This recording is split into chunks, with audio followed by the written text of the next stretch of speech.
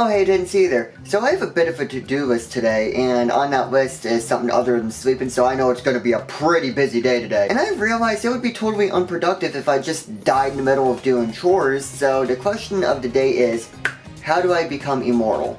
At first I was thinking of just not dying, but I'm a bit of a flick, so I need something that really commits me to it. So I decided to move to a subpar shonen anime. No one ever dies in those! Hey, click. Want 4 words that will get you weird looks at any gathering? I like Fairy Tail. Dude, this is a funeral. Fairy Tail, written by Hiro Mashima, started serialization in 2006 and ended in 2017 with an 11-year run, only to be picked up later in Fairy Tail 100-Year Quest in 2018, and it's been going on strong since. After finishing work on his last manga, Rave Master, the writer found the story a bit sad and meaningful, and he wanted to do the opposite of that for his next project. He wanted to make a manga that gave the feeling of friends just hanging out at a bar or partying. He wanted a shonen story that could emulate that. There were some ideas here and there before we got the Fairy Tail we know and immediately don't hate as much as everyone else. Like, it had a one-shot in 2002 where it was a fire-using protagonist instead of mages. It was a guild of carriers called Fairy Tail instead of Fairy Tail. Yeah, Fairy Tail was originally called Fairy Tail before the creator came to the name Fairy Tail. Which I am so glad. Fairy Tail rolls off the tongue so much better than Fairy Tail does. Eventually, couriers were swapped to mages, an idea I could never see myself getting behind, and well, you know the story so far. Apparently around the start of Fairy Tail though, Hiro Mashima was working on that manga in a monthly series called Monster Hunter Orage, which is honestly impressive because that would mean he was working on 2 different manga at literally the same time. A work ethic he still has because he's writing the storyboards for the sequel manga 100-Year Quest while working on his new manga property Eden Zero. Can you deliver a message to Hiro Mashima for me? Please take a break. Reception was actually good. A reviewer from Anime News Network said the manga followed the standard tropes expected, but in a very good and calculated way. Others said there was a lack of story and character development, but it maintained its good reception with reviews saying even though the story is very predictable, it's also still very fun. The anime had similar reception, with the worst complaints being about inconsistent animation. Then what the hell happened to people's opinions? Fairy Tail is an interesting enigma because I know the series is huge. I know people like it. I know there are passionate fans, but literally no one I know has watched it unless I met them because of Fairy Tail. Like, it just feels like it's on the verge of being a big property, but it isn't quite there. But with the amount of side material it has, you could trick me into thinking it's a gigantic franchise. In no particular order, we have Fairy Girls, where the premise is to give the female characters an adventure to go on for the creative reasoning of... I mean, it makes sense. Fairy Tail Mistral, where it follows the character Winnie Marvel. Fairy Tail City Hunter, where it's a police officer AU because, yeah, sure, whatever. There's a guidance series that follows different characters each volume that's 3-volume run. Happy's Heroic Adventure, because if a talking cat wants to tell me about his day, you bet your ass I will listen. And finally, with the manga, there's Fairy Tail Ice Trail, a backstory type manga that follows the character Grey Fullbuster as a child. Yeah, I mean, good thing there are other mediums of entertainment that Fairy Tail could. There are the light novels that fill in the space between arcs because I guess these characters always have something going on. Look the cover Residing Within the Heart, which is just a series of short stories between the 12th arc Edwis and the 13th arc Tenro Island. There is After the Grand Magic Games, each individual day, which involves the characters basically visiting other guilds that takes place after, okay, this is going to be a hard one to guess, but after the 16th anime arc Grand Magic Games. I don't want to try to read this title because I have a rule against accidentally summoning Latin demons. Yeah, I only summon demons intentionally. But it's an AU samurai light novel because sure, why not? Police officers, samurais, I can't wait for the AU where they start working at Subway. There's trouble twins about some characters' future kids coming back in time to find their parents because we needed another time travel plot in the series. Fairy Tail in Wonderland, which it seems to be an Alice in Wonderland AU or side story because I really wanted to start my list of things Code Geass and Fairy Tail have in common. There's a novel based on the movie Dragon Cry called Wish on a Star. Yeah, there's also 2 movies, multiple video games, the previously mentioned sequel manga. Yes, I have another message for Hiro Mashima. Please take a break! Yeah, of course, he didn't write every novel, draw every manga, all of that, but still, this is an unholy amount of spin-offs. I mean, understandable, the manga kinda has 72 million copies in print, but still, with probably billions of pieces of paper dedicated to Fairy Tail. Hold on. Billions and one? That aside, let's go into the first chapter and see how well it goes with hooking the reader. Instead of opening up with world building and settings like most shonen manga, we actually get a little section dedicated to future villains that won't really be directly encountered for a relatively long time, and we get introduced to starting out common joke of protagonist getting motion sick. We didn't get one of our other main characters, Lucy. Yeah, Lucy is there. Honestly, to cut this part short, the first chapter of Fairy Tail is actually really good. We get shown so much information that stays relevant through the entire series and aspects about the characters that stay true the entire time. We also get great plot points like Natsu's search for his father Igneo, which is something that doesn't even get resolved until like episode 258. All I can really say about the first chapter is how good it is at setting things up. Now, how well is the payoff for a lot of things mentioned? Shut up, I'm trying to be positive right now, but we get such a dense amount of information, and it doesn't feel like we're just being spoon-fed world building. But there are more chapters than just chapter 1. I found that out whenever I tried to tell people I read One Piece in under 5 minutes. Yeah, I honestly expected people to call me out for not reading 1,000 chapters that fast, but honestly they just attacked me over the fact I don't know how to read.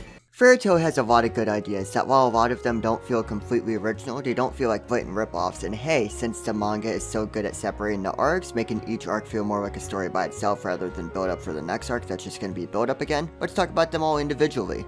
We have the Macho Arc that's more of us kind of just showing off the road a bit. It's only 2 episodes, but we're still just warming up. There's the Daybreak Arc that, yeah, Lucy's here. It's just another 2 episodes, but surprisingly good nonetheless. Feels a lot like a short story rather than an arc, so it's nice having a complete feeling while we're kind of still working on the world building. There's the Eisenwald Arc, which introduces the core character Grey Fullbuster as they fight what's called the Dark Guild. The Galuna Island Arc, which kind of feels like the first payoff to any build-up where we get the character Grey's backstory. I already know the backstory of Grey, it just makes like black and white, I don't need to watch a show to know that. The Phantom Lord Arc, where we get a few new core characters and some damn good fights. Also good for lore because we found a new Dragon Slayer, which is a very rare type of character that Natsu is, so we unraveled a bit of mystery there. The Loki Arc, which is more or less backstory for Celestial Spirit Leo, which is a type of magic the character Lucy uses. She uses keys to summon Zodiac spirits, and well, that's how she obtained a key for Leo. Then we get the Tower Heaven Arc, where we get the backstory of a character I haven't mentioned yet, who's Urza, and oh my god, I love this arc so much. We have a clear line of progression going up a tower.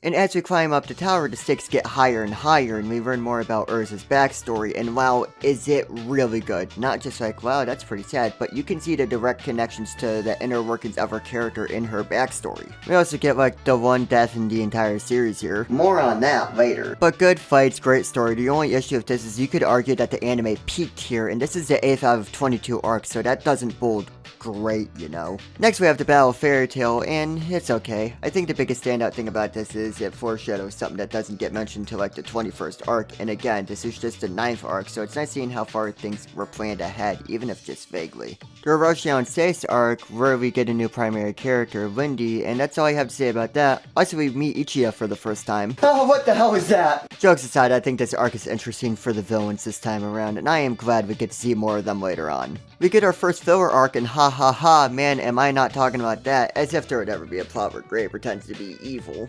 The next arc, and on a completely conceptual level, is one of my favorites. While not entirely original, I still find the Oedipus arc to have a really interesting concept. Basically, they traveled to a parallel world where there were all the same characters from the world we know, but they all have mixed up personalities and skills. My one complaint was they kinda used it as an excuse to bring back a dead character, because characters can't die in Fairy Tail. I mean, I've never seen a blue cat and a dead body in the same room. There is the Tenro Island arc, where it starts off with people trying to become a higher class of mage called S-Class, but it gets invaded by villains. Is this Fairy Tail or My Hero Academia? And then a giant dragon shows up and makes a time skip, which goes into the 7091 arc, which basically just shows the time has progressed while the main cast is pretty much frozen in time. I think this was a good idea that didn't have any interesting outcomes. It could have been a good way to show that the villains of the series continued to grow, and it could have been an interesting uphill battle, but instead we got a filler arc where that could have been explored, and then a button that just catches them up to be big and strong. I have no idea why the game Deus Ex Machina got good reviews. It ruined the Fairy Tail! There's the Grand Magic Games arc, which is a Shonen tournament arc. Already love it. I don't even have to go into detail. It is littered with entertaining fights, and it gives a fair bit of underdog story I was hoping for. Fairy Tail used to be the top guild, but a guild that rose while they were gone took that spot in this tournament's to basically get that spot back. And again, so many good fights. Roxas against the entire Raventail guild, Grey versus the Imagine Maker guy, Natsu versus both of the top guild. Oh, also Dragons are one of the best OPs in Shonen. Come on, give me more hype. Gimme, gimme, gimme, gimme! We get some more haha character dies, but not really, but this had some fantastic fights in it, and a scene I don't want to spoil, but even outside of my Fairy Tail phase, I still love it to pieces. Next we get a filler arc with the Eclipse Celestial Spirits, and it has a lovely range of but we instantly roll into the Sun Village arc and we instantly roll out of 90% of the saturation the series had. I get they wanted to go for a darker tone, but I don't know, this just feels out of place. This was basically just a setup for a Tartarus arc which was chock full of potential and a JoJo reference. I look back fondly at this arc for a lot of good fights, good lore, an arc that felt like there were stakes, but there was almost no jump for those stakes to take form. Lucy was able to step up and have a good moment for herself, and she did lose something that she never got back by the end of the manga, but it was okay. I liked it. I wouldn't tell my lawyer about it though. I mean, there was a time I vandalized a courthouse to say the Tartarus arc was just okay, but my lawyer was more concerned about the what than the why. We got another much shorter time skip for the characters to basically train. In the last arc, Fairy Tail disbanded for mysterious reasons, and Lucy wants to bring everyone back together, so it's mostly just about finding a bunch of members that went off and did their own thing. Also, fake Grey Villain arc. And we finally get to the last arc of the main series. It was the final Shonen arc that involved a war. How do you think it was? There were neat moments, but honestly, at this point, I think the creator of the manga just wanted to finish the story. Tons of haha, almost deaths, forced payoffs for stuff hinted long ago, some of the ships people liked became canon. I wanna like this arc. I really do. There were some decent moments, but not enough decent moments. Since the Tartarus arc, we were setting up for a big Natsu vs. Grey fight that was just a few minutes long and it got interrupted. The war arc was just not the best for the show to go out on, especially after a few solid arcs. At least it got back at saturation and ended on a possible continuation note that the sequel manga did pick up later, but the payoff wasn't worth the hundreds of episodes. So after all of Fairy Tail, what were the positives and negatives? Do I think Fairy Tail is as bad as people say it is? Not at all. Do I think it really didn't know what it wanted and stumbled a lot for it? I was kind of flipping a coin to see what my answer was, but both sides said yes. Like I mentioned a lot, it wanted to feel heavy, it wanted you to feel scared for the characters but refused to prove why you should. Yeah, there were some scary situations, but nothing bad happened so far, and even when it did happen, it got undone. I had no reason to think anything would happen to the main cast because nothing ever has, and in terms of the characters, they almost never really changed unless it was a moral turn for the villains. The cast and characters only ever changed in design and power level with no substantial changes elsewhere. Natsu on episode 328 is exactly the same as Natsu on episode 1, and that sentiment is the truth for every other character. That's not to say that characters have to develop, but after all this time, it's hard to look back and feel like a lot of progress was made. Now, was the journey entertaining despite all of that? Absolutely. Yeah, I don't think I'm allowed to be president anymore after that opinion. While there was no real risks, the fights were so fun and dynamic. There were displays of power or strategy. We got to see the concept of magic pushed to its absolute limits of how many different ways it was used. We got to see characters fight against one another just to fight beside the main cast later on. We got to see fun interactions. I give the show a lot of criticism, but the creator wanted to make a fun show, and that's exactly what he did. While there were some hiccups, and it seems like he wanted to break away from that idea but couldn't fully commit to it, it was a fun ride, and one that I'm glad I went on because I still have a fond opinion of a lot of these characters, a lot of these fights, and a lot of these moments. There are a lot of downsides, like the gross amounts of fan service, the large chunks of filler, and basically everything else I mentioned, but if you turn off your brain or just want a ride to enjoy, Fairy Tail is worth your time. Of course, don't binge it, but it's nice to have as an option when there is something you want to watch that can make you smile. I'm glad I was finally able to talk about a show I have a lot of mixed but strong feelings about, but when I was talking about this, my phone died. Never mind, it's good again.